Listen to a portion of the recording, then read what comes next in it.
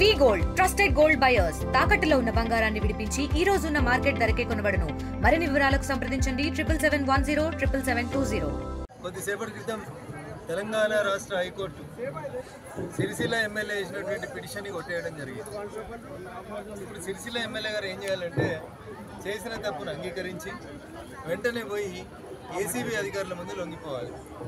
ఎందుకంటే 10 సంవత్సరాలు తెలంగాణ పోలీసులు చాలా మంచోళ్ళని గొప్పోళ్ళని, దేశంలో తెలంగాణ పోలీసులు నిజాయితీగా పనిచేస్తున్నారని, తెలంగాణ పోలీసులు ప్రపంచానికి ఆదర్శమని, అందుకనే మేము 1200 కోట్లు పెట్టి కమాండ్ కంట్రోల్ కట్టిస్తున్నాం అని చెప్పి నిన్నటిదాకా పొగుడుతీ సార్.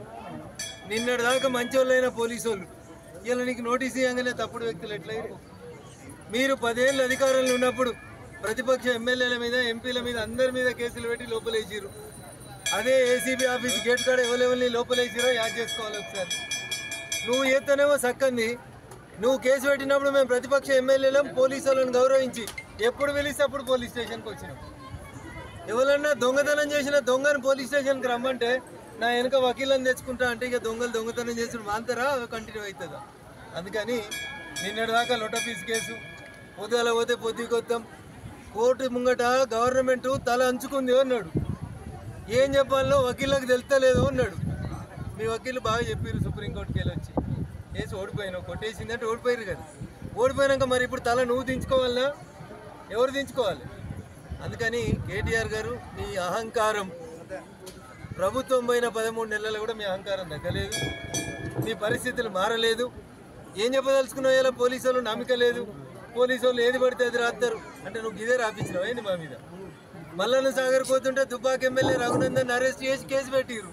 మేము ఆ రోజు వకీళ్ళని తెచ్చుకుంటాం రాగలే పోలీసు వాళ్ళు వెళ్తే. కాంగ్రెస్ మిత్రులకు కూడా నేను ఒకటి చెప్పదలుచుకున్నాను, ప్రజాస్వామ్యంలో మాట్లాడేకు రేవంత్ రెడ్డికి ఎంత ఉందో రఘునందన్ కూడా గంతే ఉంటుంది. నేను మాట్లాడింది నచ్చకపోతే, నేను మాట్లాడింది తప్పు అయితే నాకు నోటీసులు ఇవ్వాలి. కానీ బీజేపీ ఆఫీస్ దగ్గరికి వచ్చి దొంగల్లాగా మా ఆఫీస్ మీద దాడి చేసి కార్యకర్తలు, అమాయకులైన కార్యకర్తల మీద రాళ్ళేసి తలలు వలకొడతామంటే మరి మీరున్నారే 3 రాష్ట్రాలలో గింత ఉన్నారు, ఒక్క ముఖ్యమంత్రి కూడా గింతకంటే గింత లేడు. మేము ఈ దేశంలో 28 రాష్ట్రాల్లో 20 రాష్ట్రాల్లో మా ప్రభుత్వాలు ఉన్నాయి.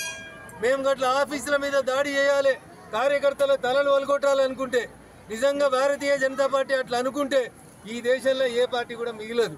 కాబట్టి ప్రజాస్వామ్యాన్ని గౌరవించే వ్యక్తులుగా ఆఫీసులకు వచ్చి ఎవరు లేనప్పుడు అమాయకులైనటువంటి కార్యకర్తల తలలు పగలగొట్టే మీ సంస్కారాన్ని కాంగ్రెస్ మిత్రులారా మార్చుకోండి. లేకపోతే ఇంత మిగిలిన 3 రాష్ట్రాల్లో అన్నీ కూడా పోతాయి, అడుగు తినడానికి చిప్ప తప్ప ఏం మిగిలదు.